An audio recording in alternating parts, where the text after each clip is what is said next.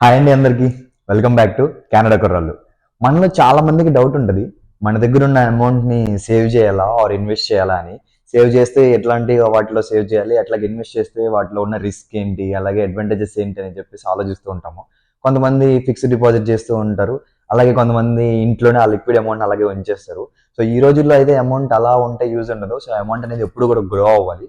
So దానికోసమే నేను ఈ వీడియోలో టాప్ 10 ఇన్వెస్ట్మెంట్స్ గురించి చెప్తాను. అట్లాగే దాంట్లో ఉన్న రిస్క్ ఏంటి, అడ్వాంటేజెస్ ఏంటి, అండ్ లైక్ లాస్ట్‌లో అయితే మీకైతే చెప్తాను సజెషన్స్ పర్సనల్‌గా ఉంటాయి. ఎవరు ఏం చేయొచ్చు అనేసి. వీడియో అయితే ఎండ్ వరకు చూడండి. లాస్ట్‌లో అయితే బెస్ట్ టిప్స్ అండ్ సజెషన్స్ ఇస్తాను. ఇంకా మన ఛానల్‌ని సబ్స్క్రైబ్ చేసుకోకపోతే మాత్రం సబ్స్క్రైబ్ చేసుకోండి.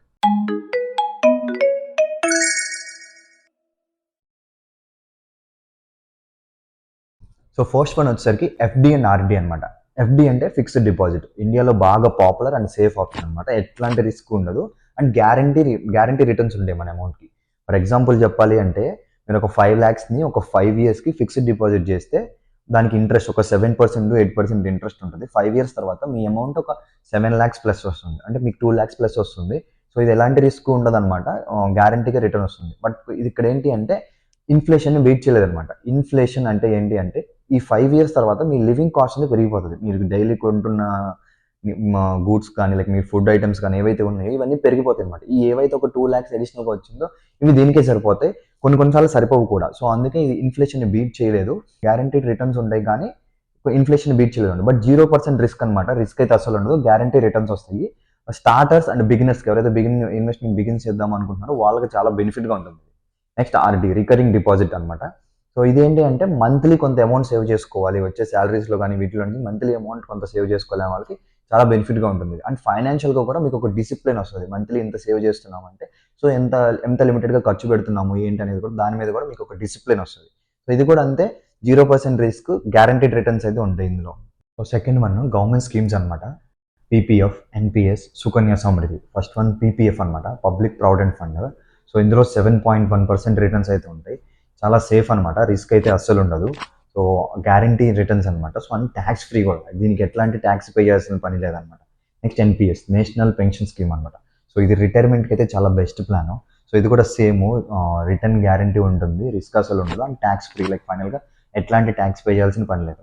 సుకన్య సమృద్ధి ఇదేంటి అంటే గర్ల్స్ ఫ్యూచర్ కోసం వైల్ చిల్డ్రన్‌గా ఉన్నప్పుడు గర్ల్స్ ఫ్యూచర్ కోసం వాళ్ళ పేరెంట్స్ కానీ, వాళ్ళ గ్రాండ్ పేరెంట్స్ కానీ ప్లాన్ చేస్తారు.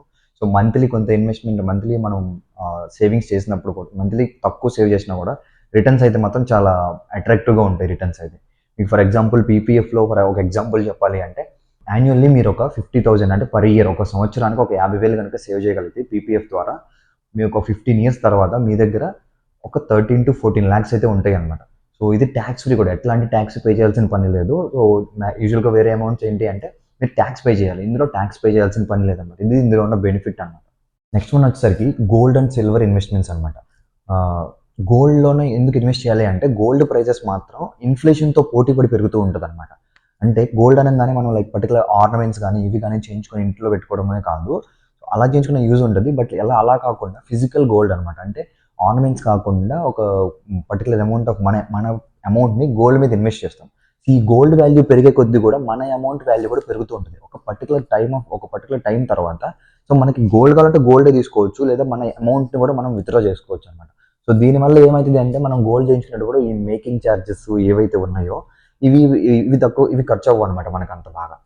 సో ఫర్ ఎగ్జాంపుల్ మీకు ఒక ఎగ్జాంపుల్ చెప్పాలి అంటే అరౌండ్ 2020లో 1 గ్రామ్ గోల్డ్ వచ్చేసరికి కేవలం 4,000 రూపీస్ మాత్రమే ఉంది. అదే గోల్డ్ ఇప్పుడు ఆల్మోస్ట్ 8,000 ఉంది. అంటే మీకు డబల్ అయిపోయిందనమాట అమౌంట్.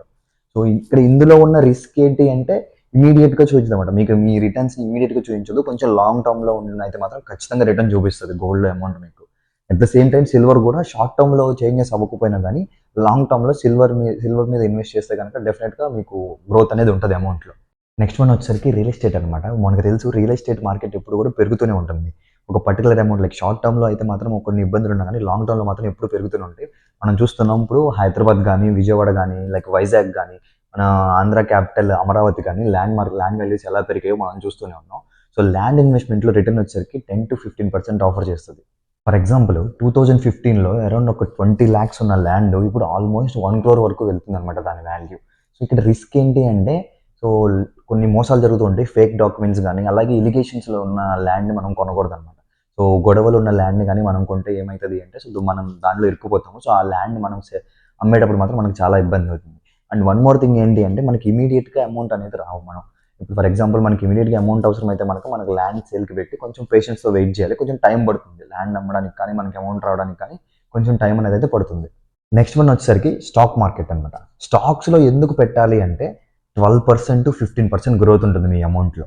అంతేకాకుండా లో ఇన్వెస్ట్మెంట్తో స్టార్ట్ చేయొచ్చు. అంటే ఫర్ ఎగ్జాంపుల్ ఒక 500 ఒక 1000 రూపీస్తో కూడా స్టార్ట్ చేయొచ్చు. మీకు ఒక ఎగ్జాంపుల్ చెప్పాలి అంటే అరౌండ్ 2000లో ఒక రిలయన్స్ కానీ ఒక పర్టికులర్ వాల్యూ ఒక స్టాక్ తీసుకున్నాము. అందులో ఒక షేర్ వాల్యూ వచ్చేసరికి ఒక్కొక్క 10 రూపీస్, ఒక 10 రూపీస్ షేరు. ఇప్పుడు ప్రెసెంట్ దాని షేర్ వాల్యూ ఎంత అంటే 2800 రూపీస్ అనమాట. అంటే ఫర్ ఎగ్జాంపుల్ మీరు ఆ రోజుల్లో ఒక 10,000 కనుక పెట్టి పర్చేస్ చేసి ఉంటే ఇప్పుడు 2,80,000 అయ్యేది. సో ఇది కాంపౌండింగ్ ఇంట్రెస్ట్ అనమాట. సో ఇలాగే మీరు ఒక పర్టికులర్ అమౌంట్ ఒక పర్టికులర్ స్టాక్ మీద కనుక తీసుకొని ఉంటే అది లాంగ్ టర్మ్లో, అంటే షార్ట్ టర్మ్లో దీనిలో ఉన్న రిస్క్ ఏంటి అంటే, షార్ట్ టర్మ్లో అంటే price value ups and downs అవుతూ ఉంటుంది. సో దీనివల్ల ఏమవుతుంది అంటే, మీరు షార్ట్ టర్మ్ ఇన్వెస్ట్మెంట్ చేసి ఇప్పుడు తీసుకోవాలి ఇలా అనుకుంటే మాత్రం అది చాలా రిస్క్ అనమాట. సో మీరు లాంగ్ టర్మ్ ఇన్వెస్ట్మెంట్ కనుక ప్లాన్ చేసుకుంటే ఒక పర్టికులర్ స్టాక్ని పర్చేస్ చేసి అలా వదిలేస్తే మేబీ ఒక 10 ఇయర్స్ ఒక 15 ఇయర్స్ తర్వాత చూసుకుంటే దాని వాల్యూ ఖచ్చితంగా పెరుగుతుంది. సో ఇందులో ఉన్న రిస్క్ ఏంటి అంటే షార్ట్ టర్మ్లో ఇన్వెస్ట్మెంట్ కింద కాదు ఇది. And at the same time మీకు స్టాక్ మార్కెట్ మీద కొంచెం నాలెడ్జ్ కావాలి. ఎలా పడితే అలా చేసేయకూడదు. సో మినిమం నాలెడ్జ్ తెచ్చుకొని ఆ తర్వాత స్టార్ట్ చేయొచ్చు స్టాక్ మార్కెటింగ్ అనేది. నెక్స్ట్ వన్ మ్యూచువల్ ఫండ్స్ అనమాట. సో స్టాక్ మార్కెట్స్లో మనమే డైరెక్ట్గా కాకుండా మార్కెట్లో ఉన్న కొంతమంది ఎక్స్పర్ట్స్ మన మనీని మేనేజ్ చేస్తూ ఉంటారు. సో వేరే మనం డైరెక్ట్గా స్టాక్లో ఇన్వెస్ట్ చేయడం కంటే కూడా ఇది బెటర్ అనమాట. సో రిటర్న్స్ అయితే చాలా హైగా ఉంటాయి. And at the same time risk కూడా చాలా హైగా ఉంటుంది. వీటిల్లోనే సో టైప్స్ ఆఫ్ ఫండ్స్ ఉంటాయి అనమాట. ఈక్విటీ ఫండ్స్, డెబ్ట్ ఫండ్స్, హైబ్రిడ్ ఫండ్స్ అని చెప్పేసి ఇలా టైప్స్ ఉంటాయి. వీటి గురించి కొంచెం స్టడీ చేస్తే మీకు ఒక క్లారిటీ వస్తుంది దేని మీద ఇన్వెస్ట్ చేయాలి అనేసి. మీకు ఒక ఎగ్జాంపుల్ చెప్పాలి అంటే, కొన్ని బ్యాంక్స్ ఉన్నాయి మీకు మ్యూచువల్ ఫండ్స్ ఆఫర్ చేసే బ్యాంక్స్, లైక్ ఎస్బీఐ అవ్వచ్చు, లైక్ హెచ్డిఎఫ్సి అవ్వచ్చు, కొన్ని ఐసిఐసి అవ్వచ్చు, కొన్ని బ్యాంక్స్ ఉన్నాయి. సో వీటి ద్వారా మనం టైఅప్ అయ్యి మనం కనుక ఎవ్రీ మంత్ ఒక 10,000 కనుక వీళ్ళ ద్వారా ఇన్వెస్ట్ చేస్తే ఒక 5 years తర్వాత ఒక 8 to 10 lakhs 8 to 10 lakhs అయితే వచ్చే ఛాన్స్ ఉంది. యావరేజ్గా ఒక 12% రిటర్న్ వేసుకున్నా కానీ సో మీకు ఒక 8 to 10 lakhs అయితే వచ్చే ఛాన్స్ ఉంది. బట్ రిస్క్ అయితే మాత్రం ఉంటుంది, మార్కెట్ కండిషన్ బట్టి ఉంటుంది. రిటర్న్స్ అయితే గ్యారంటీడ్ కాదు, వేరేజ్ ఫిక్స్డ్ డిపాజిట్ లాగా రిటర్న్స్ అయితే గ్యారంటీడ్ కాదు. Next one crypto and bitcoin అనమాట. High potential growth. సో మన బిట్కాయిన్ ప్రైస్ వచ్చేసరికి 100 times ఇంక్రీజ్ అయిందనమాట. ఫర్ ఎగ్జాంపుల్ మీకు చెప్పాలి అంటే 2017లో ఒక బిట్కాయిన్ వాల్యూ వచ్చేసరికి 50,000 అనమాట. అదే దాని వాల్యూ ఇప్పుడు ప్రెజెంట్ వచ్చేసరికి 30 lakhs పై మాటే ఉంది. ప్రైజెస్ సమాంతం పెరిగిపోవడం, అలాగే ప్రైజెస్ సమాంతం తగ్గిపోవడం కూడా జరిగినాయి. At the same time losses కూడా చాలా ఎక్కువ ఉంటుంది అండ్ రిస్క్ కూడా చాలా అంటే చాలా ఎక్కువ ఉంటుంది. ఈ గవర్నమెంట్ రూల్స్ అండ్ రెగ్యులేషన్స్ కూడా ఈ క్రిప్టో కరెన్సీ మీద చాలా పెరిగాయి అనమాట. మీకు ఎవరైనా క్రిప్టో అండ్ బిట్కాయిన్ దీంట్లోకి ఎంటర్ అవ్వాలని అనుకుంటే మాత్రం ఒక 5%, 10% ఇన్వెస్ట్మెంట్తో మాత్రమే ఎంటర్ అవ్వండి. ఈవెన్ మీరు లాస్ అయినా గెయిన్ అయినా కానీ రిస్క్ అయితే మాత్రం చాలా తక్కువ ఉంటుంది ఇలా 5%, 10%తో ఎంటర్ అయితే. So next one side business investments అనమాట. మీరు ఏవైతే కొన్ని ప్యాసివ్ ఇన్కమ్ వచ్చే బిజినెసెస్ని మీరు స్టార్ట్ చేయొచ్చు అనమాట. For example drop shipping, YouTube content, అట్లాగే బ్లాగింగ్, ఆన్లైన్ కోర్సెస్ తక్కువ ఇన్వెస్ట్మెంట్తో స్టార్ట్ చేసి ఎక్కువ గ్రో అయ్యేలాగా ఎర్న్ చేసుకోవచ్చు అనమాట. ఫర్ ఎగ్జాంపుల్ మీకు డ్రాప్ షిప్పింగ్ గురించి చెప్పాలి అంటే, ఫర్ ఎగ్జాంపుల్ ఒక హోల్సేలర్ కొన్ని ప్రైజెస్ని వాళ్ళ వెబ్సైట్లో పెడతారు. ఫర్ ఎగ్జాంపుల్ ఒక షర్ట్ తీసుకుంటే ఈ షర్ట్ ఒక 700 రూపీస్ అని చెప్పేసి తన వెబ్సైట్లో పెడతారు. అదే షర్ట్ని మీరు ఒక వెబ్సైట్ క్రియేట్ చేసుకొని మీ వెబ్సైట్లో మీరు 1000 రూపీస్కి దాన్ని సెల్ చేయొచ్చు. సో ఎప్పుడైతే ఒక కస్టమరు మీకు ఆర్డర్ చేశారో అప్పుడే మీరు ఆ హోల్సేలర్ దగ్గర నుంచి మీరు ఆర్డర్ చేయొచ్చు 700కి. ఈ 300 ఏదైతే ఉందో అది మీ ప్రాఫిట్ అనమాట. సో ఇది starting like very low risk, అలాగే స్టార్టింగ్ తక్కువ ఉంటుంది. స్టార్టింగ్ కనుక మీరు టైం ఇన్వెస్ట్మెంట్ చేస్తే సో బెటర్ యూజ్ ఉందన్నమాట. ఇవే కాదు మీకు ఇంకా ఎట్లా అంటే ఈ డ్రాప్ షిప్పింగ్, అఫిలియేటివ్ మార్కెటింగ్, వీటిలో లో రిస్క్ అండ్ హై గ్రోత్ ఉంటుంది ఫ్యూచర్లో. Next one investing on your self అనమాట. సో మీ మీద ఇన్వెస్ట్ చేసుకోవాలంటే ఒక స్కిల్ మీద ఇన్వెస్ట్ చేయండి. ఒక స్కిల్ అంటేనే లైఫ్ టైం ఇన్వెస్ట్మెంట్ అనమాట. మీరు ఒక స్కిల్ లేకుండా ఎంత అమౌంట్ ఉన్నా కానీ అదైతే మీకైతే యూజ్ అవుతుంది అనమాట. ఒక స్కిల్ ఉంటే ఈవెన్ హై పేయింగ్ జాబ్కి యూజ్ అవుతుంది. ఈవెన్ మీరు ఒక ఆంట్రప్రెన్యూర్ అయినా కానీ మీకు స్కిల్ లేకపోతే వేస్ట్.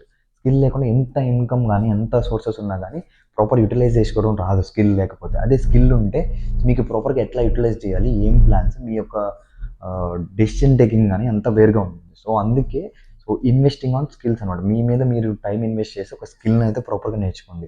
డిజిటల్ మార్కెటింగ్, కోడింగ్ ఇలాంటివి కొత్త వాటి మీద ఫోకస్ చేయండి. అలాగే అందుకే this is the best one అనమాట. Investing on yourself is the best one. So finally best investment for 2025 and ఆ తర్వాత బెస్ట్ ఇన్వెస్ట్మెంట్ గురించి మాట్లాడుకుందాం. సో ఇప్పటి వరకు మాట్లాడిన వాటిల్లో లో రిస్క్ ఉన్నవి ఏంటి అంటే FD, RD, PPF, NPS, Sukanya Samriddhi ఇవి లో రిస్క్ అనమాట. అండ్ గ్యారంటీ రిటర్న్స్ అయితే ఉంటాయి ఇందులో. సో అట్లాగే మీడియం రిస్క్ ఉన్నవి మాట్లాడుకుంటే mutual funds, gold, real estate ఇవి మీడియం రిస్క్ అనమాట. కొంచెం రిస్క్ ఉన్నప్పటికి కూడా సో అమౌంట్ అయితే మనకి వచ్చే ఛాన్స్ ఉంది. సో ఇవి మీడియం రిస్క్తో ఉన్నాయి అనమాట. అండ్ ఫైనల్ హై రిస్క్ అనమాట. హై రిస్క్తో ఉన్నాయి ఏంటంటే ఈ crypto currency, staking, so and side business వీటన్నిటిలో ఏంటంటే కొంచెం హై రిస్క్ ఉంటుంది అనమాట. సో ఇవి ఈ 3 టైప్స్గా డివైడ్ చేశాను. సో మీకు ఏది కావాలంటే మీకు లో రిస్క్ లైక్ మీడియం రిస్క్ ఎట్లా అనేది మీరు సెలెక్ట్ చేసుకోవచ్చు. ఎప్పుడైనా సరే నన్ను అడిగితే మాత్రం సేవింగ్స్ అంటే ఏంటి అని, సేవింగ్స్ కానీ ఇన్వెస్టింగ్ అంటే ఏంటంటే లాంగ్ టర్మ్ ఫ్యూచర్కి ప్లాన్ చేసుకోవాలి. సో మనం తక్కువ టైంలో ఎక్కువ సంపాదించాలి, కోట్లు సంపాదించాలి అనుకుంటే మాత్రం బొక్కబోర్లో పడిపోతాము. సో ఇది ఓవరాల్గా నేను చెప్పాలనుకున్నది ఈ టైప్స్ ఆఫ్ ఇన్వెస్ట్మెంట్స్లో. సో మీకు నేను చెప్పినవి కాదు, మీకు ఏదైనా బెస్ట్ ఇన్వెస్ట్మెంట్ అని తెలిస్తే మాత్రం కామెంట్ చేయండి, నేను కూడా తెలుసుకుంటాను.